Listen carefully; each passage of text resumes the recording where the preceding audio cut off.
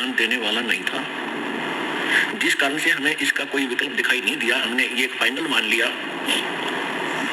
जन्म और मृत्यु होगी, बच्चे हो गए, इनकी परवरिश कर दें, इनका विवाह कर दें, इनको रोजगार मिल जाए, इनको संतान हो जाए, फिर हम बेशक मर जाएं, ये और भी तो मर ही रहे। और हम संतान की इच्छा किस लिए करते हैं कि हमारा वंश चले, मेरा नाम चले। तो परमात्मा ने आके बताया है कि जिस वंश की आशा में आप संतानों उत्पत्ति करते हैं, या जिनको संतान नहीं होती, वो इतना बेसब्रा हो जाता है किसी भी प्रकार परमात्मा एक संतान दे। वो भगवान भी बाद में मांगता है, पहले भगवान से संतान ही मांगता है। तो परमात्मा हमें याद दिलाते हैं कि कुछ तुम पीछे और कुछ भविष्य में झांको, आप केवल वर्तमान में ही सीमित हो गए हो। यदि हम अपने भूत में झांकते हैं, बैक में देखते हैं, तो क्या बताते हैं परमात्मा ने स्वयं आकर अपनी प्यारी आत्मा गरीबदास जी को ज्ञान दिया है। उन्होंने क्या बताया है, भाई आगे गए ना बावड़े, आगे यानी जो पहले जा चुके हैं, आगे गए ना बावड़े ये रखते भी सब जाही, बिन साहिब की बंदगी कहीं ठोर ठिकाना नहीं। हमारे दादे परदादे चले गए, उनका कहीं नामो निशान नहीं। अब वो ना जाने किस प्राणी के शरीर में दुख पा रहे होंगे, और वो ये आशा किए बैठे थे मेरा कुल चले। उनका कुल भी चल गया, उनको क्या मिला? और उनसे पहले का कुल कहां गया? जो सारा मर चुका है, नामो निशान नहीं उनका। तो यहाँ परमात्मा बताते हैं हमें समझाने के लिए, क्या मांगो कुछ फिर न रहाई, ये देखत नैन चला जग जाई, एक लख पूत सवा लख नाती, उस रावण के दीवान बाती।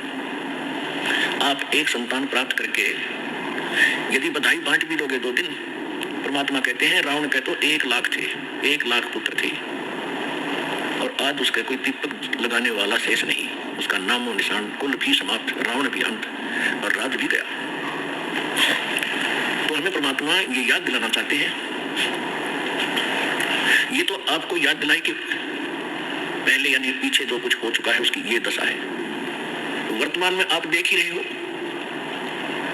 यहाँ कोई प्राणी सुखी नहीं, और सभी की आशा इच्छा होती है मैं करोड़पति बनूं, घना धनी हो जाऊं, बढ़िया कोठी बनाऊं, एक कार ले लूं, जग में मेरी इज्जत हो, क्योंकि हमने इतनी ही पढ़ाई पढ़ रखी अभी तक। तो परमात्मा कहते हैं ये सब कुछ भी हो गया, ऐसे बहुत हैं जिनके पास कोठियां हैं, उनके पिछले पुण्य संस्कार से बड़ी बड़ी कारें हैं, उनके पास संपत्ति भी बहुत है, और आप देख भी रहे हैं कि एक पल में ना जाने किसकी मृत्यु हो जाती है। बड़े बड़े सेठ अपने ही हेलीकॉप्टर के अंदर मृत्यु को प्राप्त हो जाते हैं दुर्घटनाग्रस्त हो जाने से। आगे क्या होगा, आगे के लिए परमात्मा सत्र करते हैं, फिर पीछे तू पशुआ की जय गद्दा बैल बनाई, और ये 56 भोग कहाँ मन बोरे, कहीं कुर्डी चढ़ने जाए। अब ये हमारा अब ना विश्वास हो रहा, क्योंकि सारी सुविधा है, और मन में ऐसी चाबी भर रखी काल भगवान ने, वो काम करना है, वो करना है, वो रह गया है, ऐसा वो करूंगा, चलो। तो ये भी काल की ही प्रेरणा, काल ने आपको विवश कर रखा है, इतने काम आपके जिम्मे लगा दिए, और वो किस कारण से? एक पेट के लिए, एक निर्वाह के लिए, इस शरीर को सुरक्षित रखने के लिए, मकान बनाना है, कपड़े पहनने हैं, खाना खाना है, ये सारा इस शरीर की सुरक्षा के लिए है कि ठीक ठाक बना रहे, और इसका कोई भरोसा नहीं है कब बिजली गिर जाए और किस कारण से अंत हो जाए। तो यहाँ परमात्मा कहते हैं कबीर ये तन जाएगा, सके तो ठहर ला, एक सेवा कर सतगुरु की और गोविंद के गुण गा। ये शरीर तो एक दिन तुम्हारा जाएगा, और तेरा संस्कार जितना भी मस्त जीवन का उसके आते ही तुरंत नष्ट हो जाएगा, चाहे तेरा कितना काम शेष हो। उस दिन नहीं देखा जाएगा कि तेरा लड़का विवाह नहीं हुआ है, लड़की ब्याह नहीं रहेगी, ये नहीं देखेगा। एक बात बता रहा था कि मेरे मामा जी का 5-6 लड़कियां थी, और हमारे समाज में लड़कियों को एक अपने ऊपर अपने आप गलत परंपराएं बनाकर हमने अभिशाप मान लिया। उनके दहेज में पता नहीं के खर्चे करने पड़ते हैं, जिस कारण से वो कहता मेरी मम्मी बात में उतन गई थी, 3 लड़कियों का विवाह इकट्ठा रख रखा था, जिसके घनी बेटियां हों तो इन्होंने सोचा एक बार में सारा खर्चा हो जाए, ठीक ठाक निपट जाए। अब जिसकी 3 बेटियों का विवाह हो उसके दिमाग में कितना बर्डन होता है, वो चल कहीं रहा होता, सोच कहीं रही होती है। इसी प्रकार वो बस स्टैंड पर खड़ी थी, और ध्यान यही था उसको ऐसे लाऊंगी, उसको ऐसे करूंगी, वहां से पैसे मिलेंगे। इतने में पीछे से ड्राइवर बस बैक करे था, वो गलत बैक होगी और वो माई बस स्टैंड के पिलर और पोल और बस के बीच में लग गई। उसको जान नहीं रहा क्योंकि तो सोच कहीं और रही थी, वही मृत्यु को प्राप्त होगी। तो परमात्मा कहते हैं ये शरीर तेरा जब समय आएगा एक सांस तुझे नहीं मिलेगा। फिर इसके बाद बताते हैं कि इसका एक विकल्प बताया परमात्मा ने, कबीर ये तन जाएगा सके तो ठहर ला, एक सेवा कर सतगुरु की। और फिर जो वो बताएं उस आधार से भक्ति कर गोविंद के गुण। ठार का अर्थ होता सपोर्ट। पुराने मकानों में कच्चे मकान होते थे, कड़ी और सतीर ये छत दी जाती थी। अभी गांव में तो ऐसा ही है। तो कभी कभार कई बार कोई सतीर या कड़ी टूटने को हो जाती तो उसके नीचे एक बल्ली लगा दिया करते, मोटी कड़ी, मोटा लकड़, नीचे ईंटों का सपोर्ट देकर उसका सपोर्ट दे देते थे, ऐसे खड़ी लगा देते थे। तो वो ठाहर बोलते हैं उसको, ठाहर। तो वो ठाहर लग जाने से वह कड़ी वहीं रुक गई और छत गिरी नहीं। अगर वो ठाहर नहीं लाते तो कुछ दिनों में कड़ी टूट कर पूरी छत गिर जाती। ऐसे सतीर के नीचे भी समस्या आ जाती थी तो उसको भी ऐसे ठार देते थे। तो परमात्मा कहते हैं कि मनुष्य जीवन तो आपका जो समय आएगा समाप्त होगा और आपका सारा कार्य दरा रह जाएगा। इससे बचने के लिए भी आपने परमात्मा के नाम की, सच्चे गुरु की ये ठार लानी पड़ेगी। वो ठार लगने के बाद फिर जीवन एक्सटेंड हो जाएगा और वो भी समर्थ परमात्मा कबीर भगवान की शरण में आने से वो ठार लगेगी। और कोई न ब्रह्मा जी, न विष्णु जी, न शिव जी, न ब्रह्म, न परब्रह्म ये आपके जीवन को एक्सटेंड नहीं कर सकते। तो यहाँ परमात्मा कहते हैं कबीर ये तन जावेगा और सके तो ठाहर ला। फिर वो ठाहर बताई है, कौन सी ठाहर लाई? एक सेवा कर सतगुरु की और गोविंद के गुण गा। तो परमात्मा ने स्वयं आकर के वो ज्ञान दिया है, जो विशेष ठाहर है, विशेष भक्ति है, जिससे परमात्मा हमारी मदद करते हैं। अब सबसे बड़ी समस्या हमारे सामने ये बनी रही कि भी कोई परमात्मा को कैसा बताता है, कोई कैसा बताता है। कोई किसी को भगवान बता रहा है, कोई श्री राम को भगवान बताता है, कोई विष्णु जी को, कोई शंकर जी को, कोई ब्रह्मा जी को ही सर्वश्रेष्ठ रचनहार बताता है, कोई शक्ति यानी दुर्गा जी को, और कोई एक ब्रह्म को पूर्ण परमात्मा मानकर उसकी साधना करके स्थिर है, निश्चिंत है। उसके बाद फिर मोक्ष मार्ग क्या है, मोक्ष का साधन क्या है, वो भी कोई कुछ बता रहा है, कोई कुछ बता रहा है, कोई मंत्र देता है, कोई मंत्र देता है। जब तक हमें तत्व ज्ञान नहीं था तो हम यही मान लेते थे कि साधु संत भगवान से परिचित है, और उन्होंने एक सिद्धांत हमें गलत दे रखा था कि गुरु जो है कुछ भी जाप दे दे, कोई भी मंत्र बतावे, साधना बतावे, उसी से मोक्ष हो जाएगा। अब हमें पता चला कि जैसे हमने किक्कर काटनी है, बबूल या जंडी काटनी है, और जंडी काटने के लिए किसी ने लकड़ का घर दे रखा हो और लकड़ की कुहाड़ी दे रखी हो, उससे वह जंडी कटेगी। जंडी कटेगी लोहे की आरी से, लोहे के साधन से, यानी लोहे की ही उसे काटनी पड़ेगी। तो ये है उसका तरीका जंडी के काटने का, या तो आरी हो या कुहाड़ी हो, कभी पैनी वह कटे लोहे की। तो इसी प्रकार जो परमात्मा के पाने का जो विशेष साधन है वही तरीका अपनाना पड़ेगा। और वो कहाँ प्रमाणित है? उसके लिए सबसे पहले हमारे सदग्रंथ प्रमाणित है। हमारे सदग्रंथों में जो मार्ग लिखा है वो गॉड गिवन है, परमात्मा का दिया हुआ है। और परमात्मा ने जो ज्ञान दिया वो सत्य है। बाकी अन्य जीव की ऋषि जो है, ऋषि है, ब्रह्मा विष्णु महेश है, ये जीव संज्ञा के अंदर है। तो इनका जो अनुभव है, यदि भगवान के उस दिए हुए ज्ञान से नहीं मेल खाता है तो वो ज्ञान व्यर्थ है, वो सही नहीं है। अब सबसे पहले हमें ये निर्णय करना पड़ेगा कि वो भगवान के दिए हुए सदग्रंथ कौन से हैं। अब सबसे पहले एक नंबर का ग्रंथ है सूक्ष्म वेद, जिसको सूक्ष्म वेद भी कहते हैं, जिसको तत्व ज्ञान भी कहते हैं। वो तो है ऑल इन वन, यानी उसमें तो कंप्लीट स्पिरिचुअल नॉलेज है। लेकिन सूक्ष्म वेद आपने सुना नहीं और कभी देखा नहीं, तो ये इस पर अविश्वास होता है। इसलिए हमने सबसे पहले उन सदग्रंथों से ही प्रमाणित करना पड़ता है जिनको आप आज तक सत्य मानते रहे। सूक्ष्म वेद के बाद हैं 4 वेद, यजुर्वेद, ऋग्वेद, सामवेद और अथर्ववेद। इन्हीं चारों वेदों का निष्कर्ष श्रीमद् भगवत गीता, ये है गॉड गिवन स्पिरिचुअल नॉलेज। और ये किसने ज्ञान दिया था? ये पूर्ण परमात्मा ने, सत्य पुरुष ने, अमर पुरुष ने, जब ये सृष्टि काल की रची थी उसी समय परमात्मा ने अपने सतलोक से इस काल के कंप्यूटर में, ब्रह्म के सरपुरुष के अंतःकरण में ये कंप्लीट स्पिरिचुअल नॉलेज, ये सूक्ष्म वेद फीड कर दिया था, फैक्स कर दिया था, उसका निर्धारित समय रख दिया था। उसके बाद ये सृष्टि रची गई, ब्रह्मा विष्णु शिव जी का जन्म हो चुका था। तो उस समय उधर से काल के शरीर से श्वासों के माध्यम से, सर पुरुष के श्वासों के द्वारा ये चारों वेद बाहर प्रकट हो गए। अपने आत्माओं, आज से 50 वर्ष पहले ये बातें चलती थी तो विश्वसनीय थी कि ये कैसे हो सकता है, इतने मोटे कागज अंदर से एक सांस के द्वारा बाहर कैसे आ गए, और वहां शतलोक से यहाँ कैसे आ गया। तो अब परमात्मा ने पहले आपको ऐसी साइंस दी, और जो साइंस आपकी भौतिक साइंस है, परमात्मा की साइंस इससे भी कई गुना सूक्ष्म और एक्यूरेट है, एफिशिएंट है। जैसी बात तो कहीं से भी, अब जैसे आजकल तो बहुत सिस्टम हो गए, पूरे के पूरे ग्रंथ कंप्यूटर में डाउनलोड कर देते हैं 1000 किलोमीटर दूर, एक वायर के माध्यम से, पतली सी वायर के माध्यम से, और वायरलेस सिस्टम हो गया, वहां पहुंच जाते हैं, हवा में पहुंच जाते हैं, हवा से फिर वहां आकर दूसरे के कंप्यूटर में डाउनलोड कर लो, वो कहीं प्रिंट हो जाते हैं। ठीक इसी प्रकार परमात्मा की जो आध्यात्मिक साइंस है, इस भौतिक साइंस से असंख्य गुना ज्यादा शक्तिशाली और एफिशिएंट है। तो वो चारों, ये कंप्लीट क्लोजर नॉलेज बाहर आकर के और बहुत सुंदर पेपर के ऊपर प्रिंट हो गया, और वैसा पेपर, ऐसी इंक समुद्र में भी वो खराब नहीं हो रही थी। जब उसने निकाल कर देखा उन कंप्लीट स्पिरिचुअल नॉलेज को, उसके अंदर काल ने देखा कि इसमें तो सारी पोल खोल रखी है मेरी, और पूर्ण परमात्मा की जानकारी दे रखी है। यदि इन प्राणियों को उस परमेश्वर का ज्ञान हो गया, ये सभी भाग जाएंगे। इसने हमारे को मूर्ख बनाकर, अज्ञानी बनाकर और व्यूज करके हमारे को रोक रखा है अपने खाने के लिए। पुणात्मा, आपको अध्यात्म मार्ग का कैक है भी पता नहीं पूरे विश्व को, या तो परमात्मा को मालूम है, या उसके बाद उनसे परिचित उन महापुरुषों को ज्ञान था, उन्होंने अपनी अमृतवाणी में लिखा भी, लेकिन उनकी भी हमने बात मानी नहीं। लेकिन वो अपना अनुभव लिखवा गए, एफिडेविट देकर चले गए कि जो परमात्मा 600 वर्ष पहले आकर ज्ञान दिया करते थे वो सत्य है। उन्होंने भगवान को आंखों से देखा था, उनसे ज्ञान प्राप्त हुआ, वही ज्ञान उन्होंने अपनी अमृतवाणी में लिखा। इसलिए आपको ये यकीन नहीं हो रहा कि खाता कैसे है।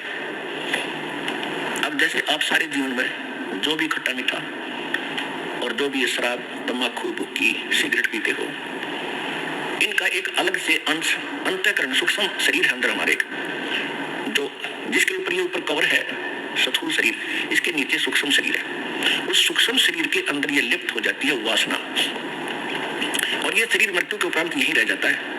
ये जीव उस सूक्ष्म शरीर युक्त ऐसे स्थान पर जाता है जहां इसने एक व्यवस्था कर रखी है, जिसको तपतशिला बोलते हैं। वहां जाकर गिरता है, और उसको, उसके अंदर से वो वासना गंध निकालने के लिए ऐसा सिस्टम बना रखा है कि वो बहुत हीट है उस तपतशिला के अंदर, और ये प्राणी वहां पर ऐसे चटक मटक करता है जैसे खील भूनते हैं, और इसके अंदर से वो गंध निकलता रहता है, पटक पटक होकर ये बेहोश हो जाता है।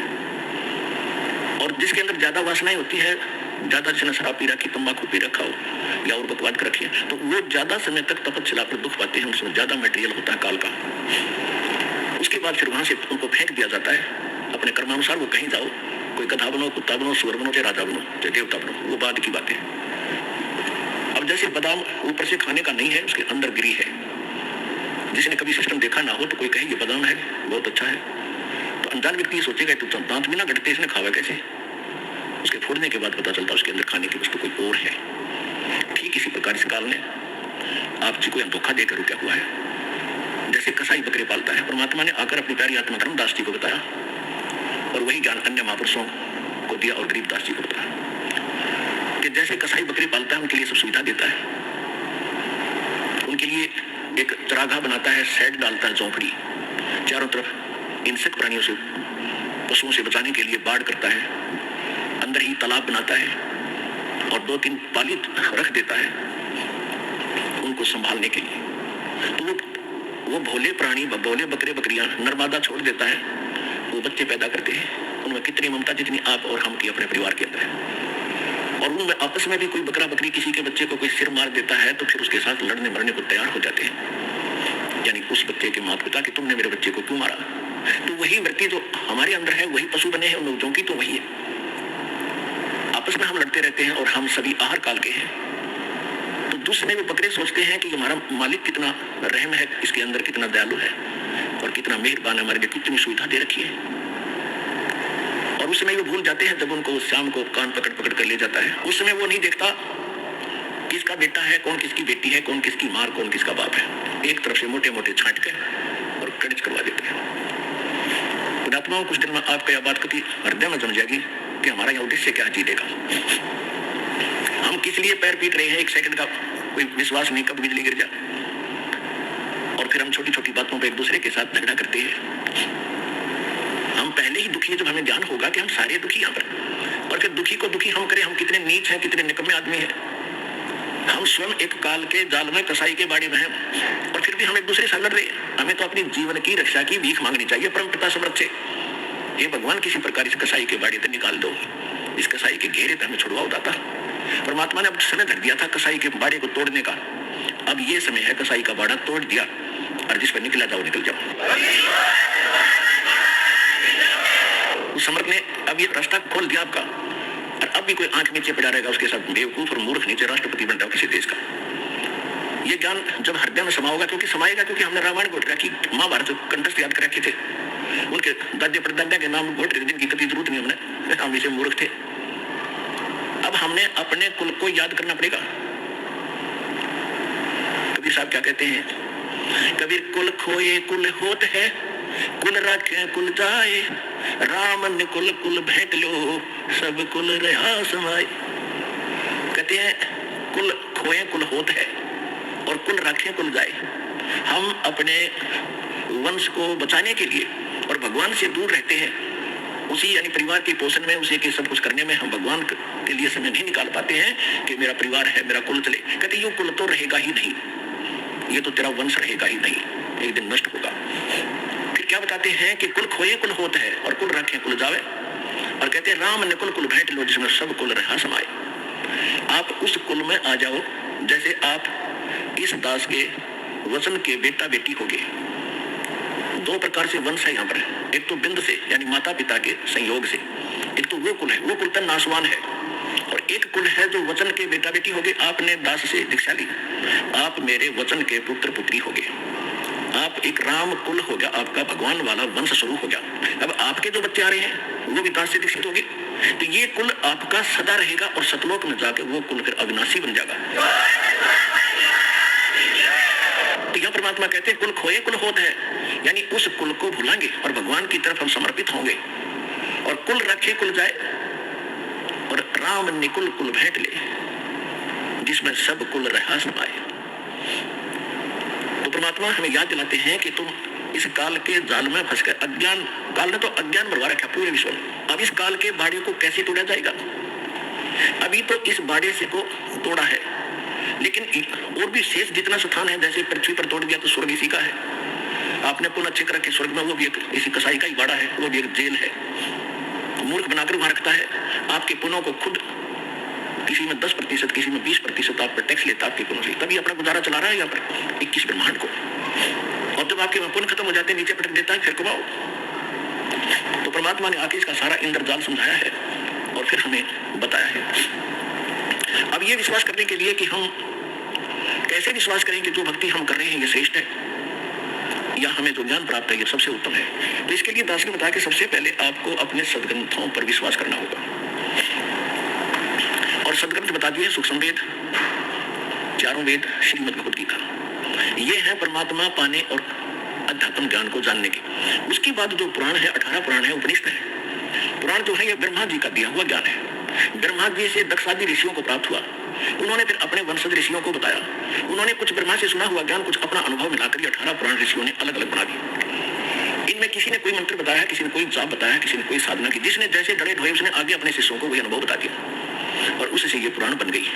उसके बाद जैसे ये पवित्र बाइबल के अंदर 3 बुक हैं, होली बुक, जंबूर, तौरात और इंजिल, इन तीनों का संग्रह बाइबल है। उसके बाद चौथी बुक है कुरान शरीफ। अब गरीबदास जी ने कहा कि वही 4 वेद हैं और वही 4 कतेब, यानी इन वेदों का जो ज्ञान है, काल ने क्या किया, सूक्ष्म वेद को निकाल दिया, जिसमें पूर्ण ज्ञान था, भगवान कौन है, कैसा है, कहाँ रहता है, उसकी प्राप्ति कैसी हुआ, क्या सुख है। लेकिन परमात्मा के डर से इसने कुछ वेद रख लिए, क्योंकि आत्मा भगवान के बिना रुक नहीं सकती, इसको मालूम था। तो इसको मूर्ख बनाने के लिए इनकम्प्लीट नॉलेज दे दिया 4 वेदों का, और उसी का सारांश फिर सूक्ष्म बनाकर के श्रीमद् भगवद गीता इसी ने खुद बोल दिया। कुछ वेदों का ज्ञान, कुछ युद्ध कराने के लिए इसने अपनी बकवाद भी इसमें 7 में भर दी श्रीमद् भगवद गीता में। तो इस जो वो 4 किताबें हैं, उसमें उस काल ने वो ज्ञान नहीं दिया, क्योंकि वो पहले दे चुका है जो उसने बोलना था श्रीमद् भगवद गीता में 4 वेदों। उसके बाद उसने अक्षेत्र वाइज जैसा भी उनको सेटिंग करनी थी उसी तरह की ज्ञान दे दिया कि ये पड़े रहे, और यहाँ दो कुछ भी खाओ पियो, कुछ भी करो, अपने कर्म फोड़ो, ना वेदों में कहीं मांस खाने का, ना श्रीमद् भगवद गीता में मांस खाने का प्रावधान है, किसी भी विकार का प्रावधान नहीं है। रही बात अन्य पुराण या कुरान या बाइबल में, जहां तक उस परमात्मा का दिया हुआ ज्ञान है वो तो बिल्कुल सच है। जैसे पवित्र बाइबल में और प्रथम बुक है तौरात, बाइबल में उत्पत्ति ग्रंथ में सबसे पहले लिखा है कि परमात्मा जो पूर्ण है उसने 6 दिन में सृष्टि रची और उसने मनुष्यों के लिए, पशु पक्षियों के लिए, जितने भी प्राणी हैं उनके लिए खाने का विधान बता दिया कि मनुष्यों के लिए तो फलदार और बीजदार पौधे और पशु पक्षी और जलचरों के लिए घास फूस खाओ, नथिंग एल्स। तो वो परमात्मा तो 7 दिन में सृष्टि रच कर, पृथ्वी आदि बनाकर और जीवों की उत्पत्ति करके वो तो 7वें दिन तख्त पर जा बैठी। उसके बाद इस काल भगवान ने बागडोर संभाल ली, जिसने अपने 3 पुत्रों ब्रह्मा विष्णु महेश के द्वारा यही प्रेत की तरह प्रवेश करके स्वयं भी उनमें बोलने लग गया।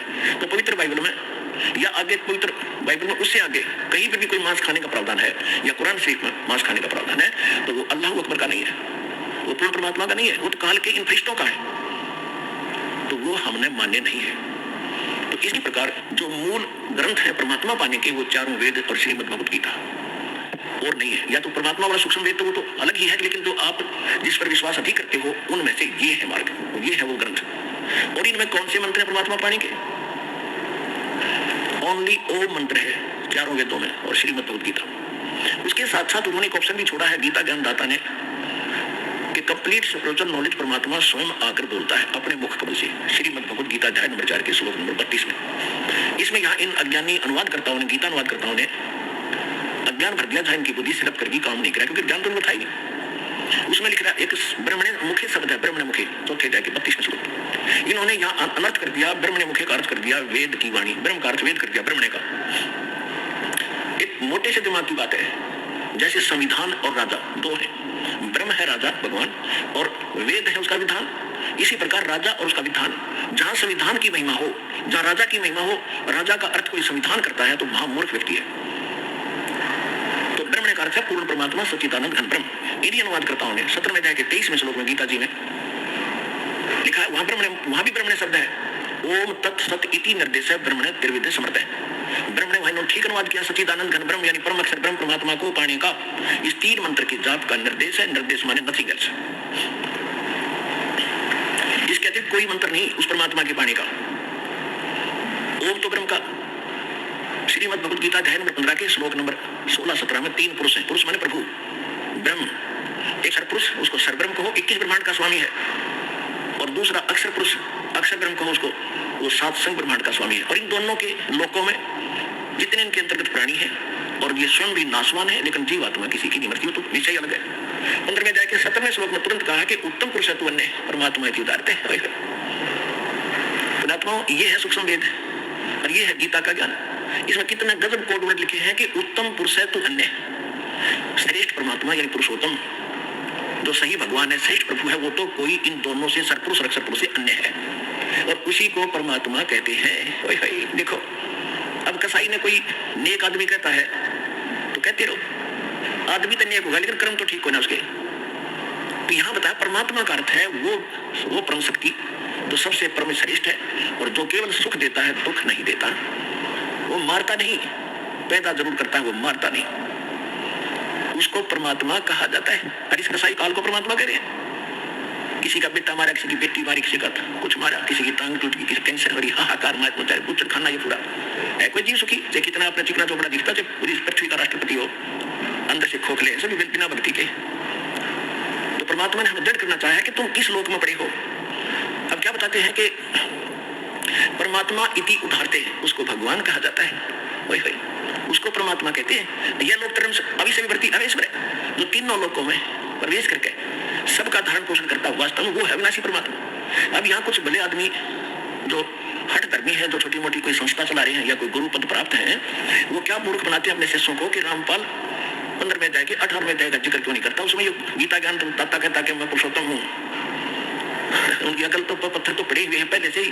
वो चाहते हैं कि शिक्षित लोगों को भी मूर्ख बनाए, लेकिन अब उसने जा लिया है, अब मूर्ख नहीं बनेंगे हम। अब सुनो 15वें अध्याय के 18वें श्लोक में क्या कहा है। अब जो उसने बताना था वो बता दिया कि श्रेष्ठ परमात्मा पुरुषोत्तम तो कोई और है। 18वें अध्याय के 62वें श्लोक में भी कहता कि अर्जुन तू सर्वभाव से उस परमेश्वर की शरण में जा, उसी की कृपा से तू परम शांति को, सनातन परम धाम को प्राप्त होगा। अब 15वें अध्याय के 18वें श्लोक में तो वो कहता है कि मैं लोक वेद के आधार से, लोक वेद होता है सुनी सुनाई बातें, दंत कथा।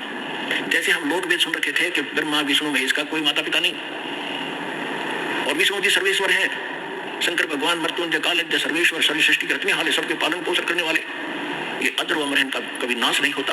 ये था लोकवेद, और ये लोकवेद पूरे हिंदुस्तान के अंदर हिंदू धर्म के करोड़ों भक्तों ने सत्य मान लिया था। अब इसका वास्तविकता का पता चला, ये नाशवान इनकी जन्म मृत्यु होती है, इनके माता पिता है। ये है यथार्थ ज्ञान, और वो था लोकवेद।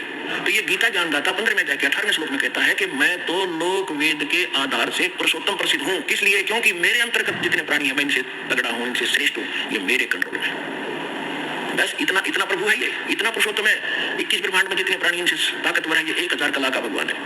और ब्रह्मा विष्णु महेश ये 16 कला के भगवान है। इनसे ये सोच लो कि ये 16 हॉर्स पावर की मोटर है, वो 1000 हॉर्स पावर का, और कबीर साहब तो थर्मल प्लांट है, पावर का अंत नहीं उसका। तो अब ये आते हैं गीता अध्याय नंबर 17 के श्लोक 23 में जो कहा है, ओम तत्सत इति निर्देश ब्रह्मणे त्रिवेद समर्थ है। यहाँ इन्होंने ब्रह्म ने कहा सही कर दिया, सच्चिदानंद घन ब्रह्म यानी उस परम अक्षर ब्रह्म को पाने का केवल ओम तत्सत यही एक 3 मंत्र का प्रावधान है, निर्देश है, और कोई नहीं। ओम तो ब्रह्म का, वेदों में केवल ओम नाम है। गीता अध्याय नंबर 8 के श्लोक नंबर 13 में गीता ज्ञानदाता कहता है, ओम इति एकाक्षरम ब्रह्म व्यवहारन माम समरण ये प्रयाति तदंते हम सयाति प्रभावती। मुझ ब्रह्म का केवल एक ओम मंत्र है, नथिंग एल्स, इति, बस यही। और अंतिम सांस तक इसका सिमरण करता हुआ शरीर छोड़कर जाता है, वो ओम से मिलने वाली परम गति को प्राप्त होता है। ओम से मिलने वाली परम गति कौन सी है? क्योंकि ब्रह्म का जाप है, तो ब्रह्म लोक प्राप्त होता है। गीता अध्याय नंबर 8 के श्लोक नंबर 16 में यह भी स्पष्ट कर दिया है कि ब्रह्म लोक में गए हुए प्राणी भी पुनरावृत्ति में है, उनकी जन्म मृत्यु कभी समाप्त नहीं होती। और ये गीता ज्ञानदाता स्वयं भी कहता है दूसरे अध्याय के 12वें श्लोक में, और चौथे अध्याय के 5 और 9 श्लोक में, और 10वें अध्याय के 2 श्लोक में कि अर्जुन तेरे और मेरे बहुत जन्म हो चुके हैं, तू नहीं जानता मैं जानता हूँ। मेरी उत्पत्ति को ये देवता भी नहीं जानते, क्योंकि ब्रह्मा विष्णु महेश भी इसी से जन्मे हैं। तो पिता की डेट ऑफ बर्थ बच्चे नहीं जानते, दादा बताया करे। तो दादाजी ने आकर बता दिया कबीर भगवान ने कि ब्रह्मा विष्णु महेश के माता पिता ये ज्योत स्वरूपी निरंजन और दुर्गा है। इनका कैसे जन्म हुआ, कब हुआ, उन्होंने सारी डेट बता रखी, कोई स्थान बता रखी।